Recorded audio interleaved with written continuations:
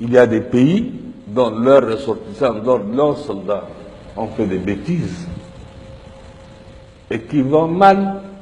Le rôle que le Tchad a joué est un rôle neutre. Vous pensez à la France, aux soldats de Sangaris? Un rôle neutre. Vous avez les soldats français, les soldats congolais, vous avez les soldats, je ne sais pas, d'autres nationalités aussi. C'est un rôle neutre. Par contre, les autres n'ont pas joué un rôle neutre.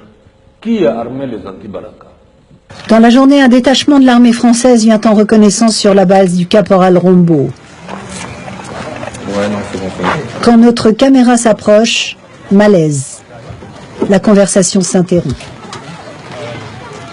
Le capitaine va engager la discussion avec la milice chrétienne. Il marche sur des œufs. Qui a armé les anti-Baraka avec des grenades?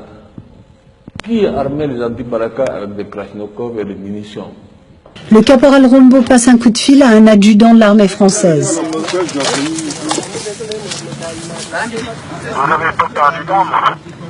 Non, on n'a pas perdu d'armes. Notre arme est restée avec nous, mais on a un problème de munitions là. Mais j'aime mieux qu'est-ce qu'on peut avoir. On peut se rencontrer aujourd'hui ou demain? Bah ok, j'aime mieux qu'on se rencontre dans l'après-midi là. Ouais. Ah, j'ai beaucoup de choses à vous dire. Ok, ok. On fait comme ça? Oui, merci. Ok, alors à tout à l'heure. D'accord. Rendez-vous est pris, la réunion a lieu sur la base du caporal Rombo, loin de nos caméras. Nous n'avons pas le droit d'y assister.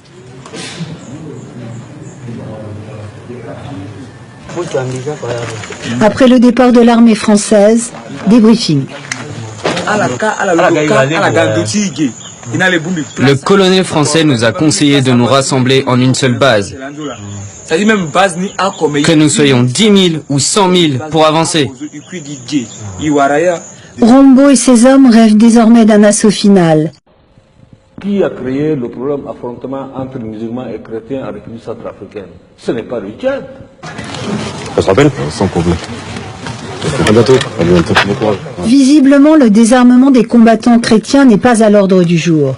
Les Français repartiront sans saisir aucune arme. Notre interlocuteur prétend avoir eu des assurances de l'armée française.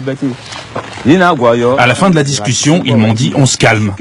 Ils vont ratisser et dès que la voie est libre, on pourra avancer. C'est ce que l'adjudant m'a dit. Il m'a donné ses 2 numéros de téléphone.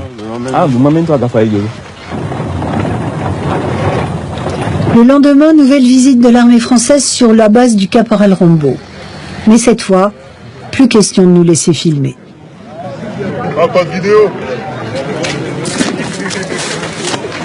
S'il vous plaît, on peut éviter?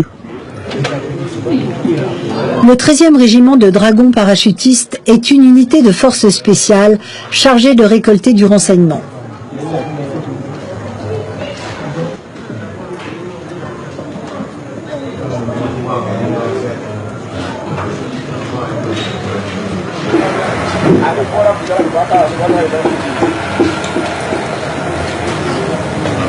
L'heure de la revanche a sonné. Le soir, ils prennent la direction de Bangui pour se positionner aux abords de la capitale, juste à côté de l'aéroport tenu par les Français. Veillée d'armes et dernier conseil de guerre. Demain, à 2 h du matin, nous allons attaquer. Quelles que soient les conditions, on va tirer avec la mitrailleuse. Mais soudain, le caporal Rombo est appelé par son aide de camp. Ouais.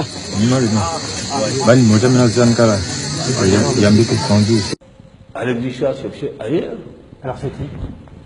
Vous le savez très bien que moi, monsieur le journaliste, vous savez très bien ce que Pensez à la France. votre pays. Vous pensez à la France? Écoutez, demandez à votre pays d'aller faire l'enquête, mais ce n'est pas le Tchad en tout cas.